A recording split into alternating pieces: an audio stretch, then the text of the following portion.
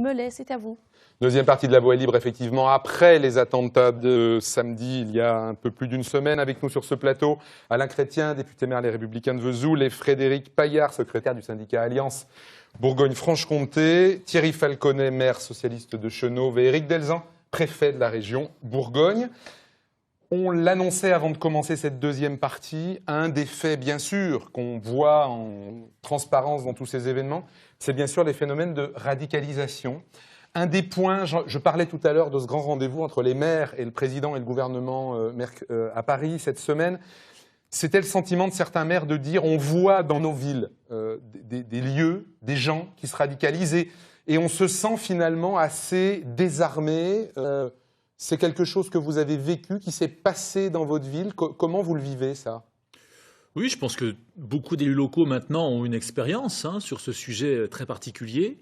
Moi, je suis dans la discrétion, parce que je ne souhaite pas stigmatiser, je ne souhaite pas paniquer non plus les gens, mais j'ai un travail très étroit, comme l'a dit Monsieur le Préfet, avec les services territoriaux, qui ont, et je dois le reconnaître, une connaissance très très bonne de ce genre de dérive.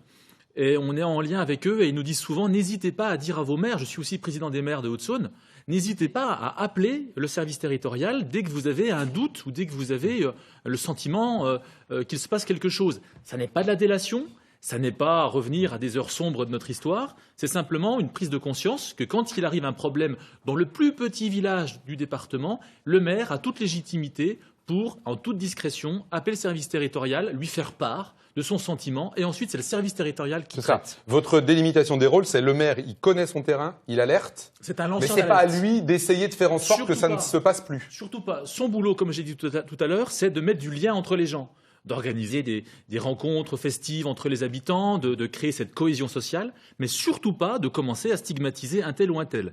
Notre travail, c'est d'être le lanceur d'alerte, et ensuite, c'est à l'État, avec de très bons services territoriaux, de mener ou pas des investigations supplémentaires pour savoir vraiment quelle est la réalité des choses, mais surtout pas à nous. Et en même temps, dans votre zone, il y a eu des jeunes qui sont partis en Syrie, avec souvent la surprise des parents. Ça veut dire que c'est quand même un phénomène qui échappe totalement à un certain nombre de seuils de contrôle ou de perception. Il y a eu, par exemple, Pierre Choulet, originaire de Port-sur-Saône, qui est mort en Syrie. Il avait 20 ans. Je crois que c'est un problème beaucoup plus profond que ce qu'on vient d'évoquer tout de suite, les perquisitions, la radicalisation. C'est un problème culturel très profond. Comment se fait-il qu'une génération, voire même maintenant 2 générations, ait totalement abandonné les symboles de la République et ne se reconnaissent plus dans les symboles de la République ? Le drapeau français, la Marseillaise, comme vous l'avez dit, qui ressurgit maintenant, ça n'est pas réservé à des vieux ronchons ou aux anciens combattants.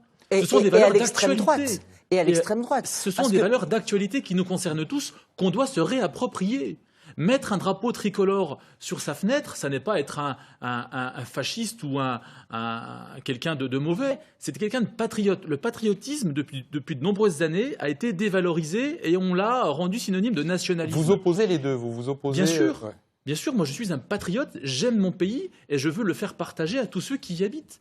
Et je crois qu'il y a une vraie révolution culturelle qui doit se mettre en place et on doit se remettre en cause. Comment se fait-il qu'un jeune de 20 ans ne se reconnaisse plus dans la République et aille chercher des choses aussi lointaines ?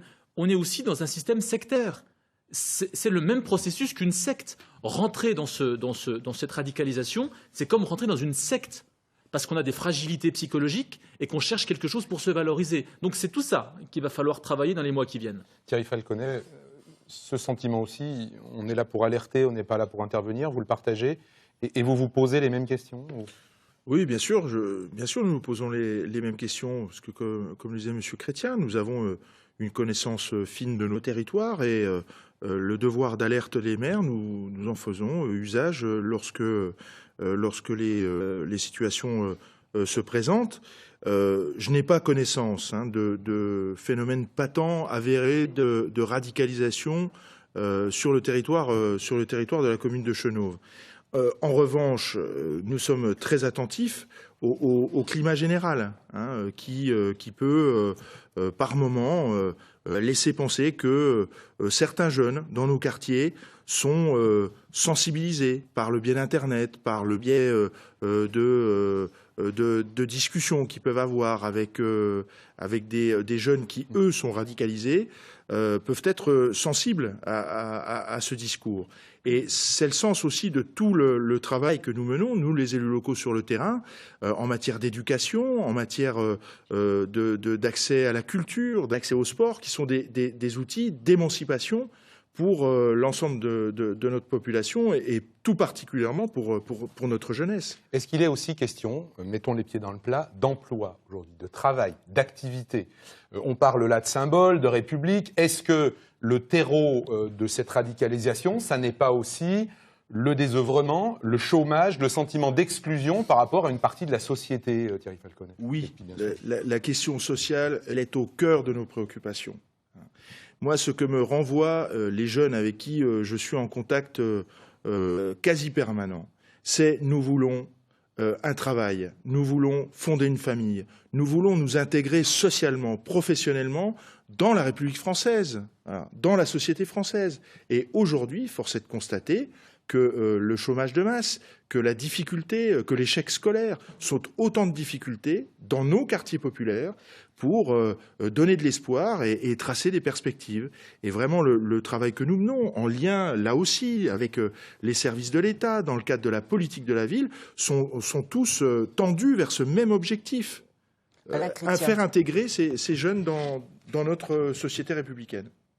Pas seulement, parce que vous avez des Français intégrés, qui ont un travail, qui ont des enfants, qui partent faire le djihad. Ce n'est pas une question d'emploi, ce n'est pas une question d'intégration, c'est une question culturelle. Donc effectivement, quand vous avez 25% de chômage chez les jeunes de moins de 25 ans, ça pose un problème, bien sûr. Mais vous avez ces fameux jeunes supérieurs dans certains quartiers. Mais vous avez des Français, entre guillemets, j'aime pas cette expression, mais de souche, qui partent faire le djihad. Et donc ça pose aussi une vraie question culturelle. Alors, je suis d'accord avec vous, plus il y aura de travail pour tout le monde, moins il y aura d'oisiveté. Comme disait ma grand-mère, l'oisiveté est mère de tous les vices, certes. Sauf que vous avez aussi des gens intégrés qui basculent. Et je reviens au système des sectes. Les sectes, c'est la fragilité psychologique. Donc la nouveauté, c'est que Daesh et tous ces entreprises terroristes savent détecter les personnes fragiles psychologiquement, qui n'ont pas de problème d'intégration, qui ont une famille, mais qui sont fragiles psychologiquement. Ils les détectent et ils arrivent à les attirer vers eux. C'est aussi ce phénomène sectaire dont il va falloir qu'on s'occupe dans les mois qui viennent. Éric Delzan, alors bien sûr, vous ne nous donnerez pas forcément les chiffres, mais est-ce qu'on peut donner un paysage de cette situation, de la radicalisation aujourd'hui ? Comment est-ce que j'appréhende la question de la radicalisation ? D'abord, à travers sa détection, bien entendu. Il y a un certain nombre de signalements qui sont faits. Ces signalements, ils peuvent venir d'ailleurs d'origines très diverses. Ça peut être des maires, ça peut être par exemple des principaux de collège ou des employeurs qui nous disent telle ou telle personne... Ou des clubs sportifs aussi, on a vu. Des clubs sportifs aussi. Telle ou telle personne nous préoccupe par son comportement, par l'évolution de son comportement. Tel monsieur ne salue plus les femmes. Tel monsieur a changé sa manière de se comporter. Donc ça, ce sont des signalements qui nous sont donnés. Et nous avons une évaluation permanente dans le département de la Côte d'Or de l'ensemble des signalements qui nous sont faits.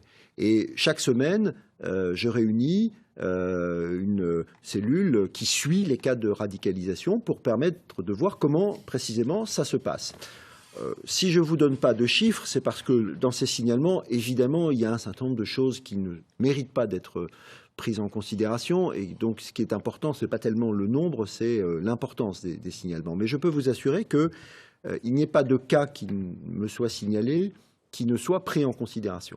Est-ce que vous êtes en train de nous dire qu'à cause des événements de ces semaines passées ou des mois passés, il y a un certain nombre de signalements qui augmentent et dans des proportions un petit peu, parfois un peu exagérées ? Bien sûr, ça reste marginal et heureusement, ça n'est pas très considérable, mais c'est vrai que cette semaine, on a eu un certain nombre de signalements qui ne méritent pas honnêtement d'être retenus. Mais ce qui est important, c'est que les signalements qui sont significatifs sont tous pris en compte. Et les services qui ont compétence pour cela suivent j'allais dire, véritablement individu par individu, l'évolution de ces personnes. Après, ce qui est important, c'est comment est-ce qu'on peut entreprendre ce qu'on appelle la déradicalisation. Alors, il y a une action, vous avez entendu que le Premier ministre avait annoncé qu'il allait avoir une institution propre pour cela. On peut aussi mener... Les Danois ont essayé, pour l'instant, mais on peut personne aussi n'est mener convaincu de l'efficacité. localement un certain nombre d'actions. Moi, par exemple, en Côte d'Or, on a engagé avec des personnes spécialisées, aussi bien d'ailleurs le CHS de Dijon qu'avec des personnes qui ont ces spécialités professionnelles pour recevoir et prendre en compte des jeunes dont on nous avait signalé la radicalisation. Alors vous savez, on a, et Monsieur le maire a eu raison de parler de problèmes de société, on a aussi parfois des problèmes de mal-être terribles chez des jeunes qui présentent des fragilités psychologiques et qui donc sont susceptibles d'être influencés. Parce que ce qu'il faut bien voir aussi, c'est que c'est souvent, on voit des évolutions de comportement chez des jeunes qui avaient cette fragilité-là et qui ont pu être influencés par cette idéologie sectaire. Moi, je partage tout à fait cette analyse de la notion de sectarisme, avec tout ce que ça comporte de coupure avec tout un environnement qui peut être à la fois scolaire, familial, social, affectif. Et c'est là qu'il y a un travail très important à mener.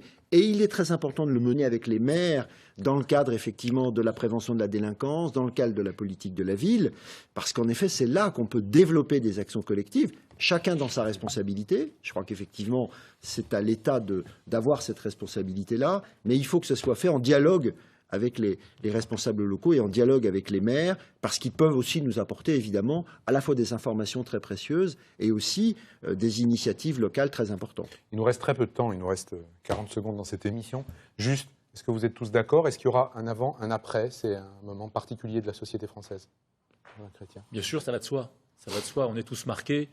On a encore ça en tête. C'est clair. Thierry Falconet. Terminer par un message d'espoir. La France est un beau pays et unis dans la cohésion, dans l'unité nationale, nous saurons relever cette situation très, très difficile que nous vivons actuellement.